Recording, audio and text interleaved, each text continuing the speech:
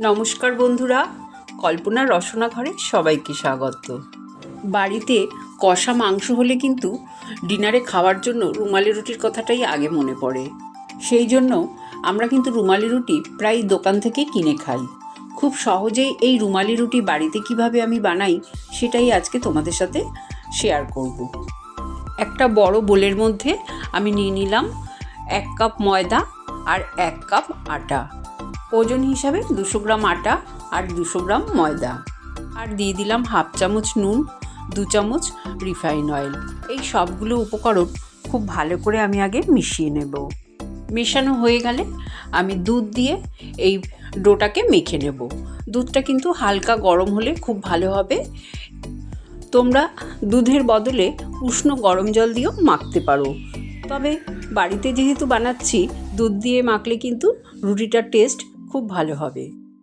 রুটি করার জন্য যেমন একটু শক্ত ডো তৈরি করতে হয়, তার থেকেও একটু নরম করে এই ডোটাকে মাখতে হবে। আর যত ভালো করে এই ডোটাকে ঠেসে ঠেসে মাখবে, রুটি কিন্তু ততটাই সফট হবে। খুব ভালো করে আমার ডোটা মাখা হয়ে গেলে হাতে একটু রিফাইন তেল মেখে ডোটার ওপর ভালোভাবে বুলিয়ে দেব। একটা ভেজা সুতির কাপড় নিয়ে ডোটাকে ভালো করে ঢেকে রাখবো। 1/2 ঘন্টার জন্য আমি এইভাবেই ঢেকে রেখে দেবো, তাহলে ডোটা কিন্তু খুব সফট হবে। অন্য একটা বাটির মধ্যে আমি 1 চামচ নুন, 1 কাপ জল দিয়ে খুব ভালো করে মিশিয়ে রেখে দিলাম। 1/2 ঘন্টা পর আমি কাপড়টা সরিয়ে দেখাচ্ছি। দেখো, ডোটা কিন্তু খুব সুন্দর সেট হয়ে গেছে। আরও ভালো করে একটু ঠেসে নেব, তারপরে আমি এর থেকে লেচি কেটে নেব। বাড়িতে রুটি করতে হলে যেমন লেচি কাটি সেইভাবেই কিন্তু আমি কেটে নিলাম, কারণ দোকানের মতন অত বড় বড় করে বাড়িতে রুটি বেলা সম্ভব না। তাই জন্যে আমি মোটামুটি একটা লেচি কেটে নিয়েছি। বাড়িতে যেমন রুটি বেলি তার থেকে একটু বড় সাইজ হবে। আমি একটা লেচি নিয়ে শুকনো ময়দা দিয়ে রুটির মতন বেলে নিলাম। আর এই রুটিটা কিন্তু যতটা সম্ভব পাতলা করতে হবে। রুটি বেলার সময় মাঝখানটা সাইডগুলো যাতে একই রকম পাতলা হয় সেটাও কিন্তু খেয়াল রাখতে হবে। তোমাদের আমি একটা রুটি দেখিয়ে দিচ্ছি, হাতে তুলে দেখো কতটা পাতলা আমি বেলেছি।